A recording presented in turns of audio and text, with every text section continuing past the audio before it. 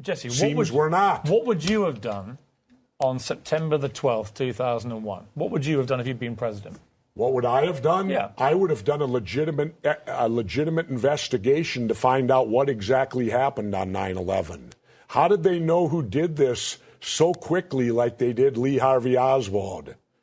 How quick they knew Lee Harvey Oswald killed Kennedy. Because the people who did it were identified and we knew who they were. Well, then why couldn't we have stopped them beforehand if they were identified and we knew who they were? It was a failure of intelligence. Everyone's accepted No, it that. wasn't. We knew before with Condoleezza Rice's memo on August 6th when it stated right in the memo, bin Laden to steal planes and run them into buildings. And more stuff is coming out now also, how much the Bush administration ignored the intelligence. It was almost like they ignored it because they wanted it to happen. Oh, come off it, Jesse. No, not oh, come off it. Wait a minute. No. Every war fought starts with a false flag operation. You can't, in all seriousness, sit there and try and make out anybody. Okay, let me ask you this, Piers. Wait a minute. Let me ask you something. How much studying have you actually done of 9/11 other than what the government's told you and what mainstream media has told you? I've been studying it 4 years. I was editor of a national newspaper. I've talked to people. Wait a minute. In depth every day for 5-6 months. Really? So I know a lot about it. Well, and one then thing I do know is. Let me ask you this then. You cannot say that any member of the Bush administration knew it was going to happen or wanted it to happen. It's a ridiculous thing to say. Ridiculous. Okay, let's talk about your BBC.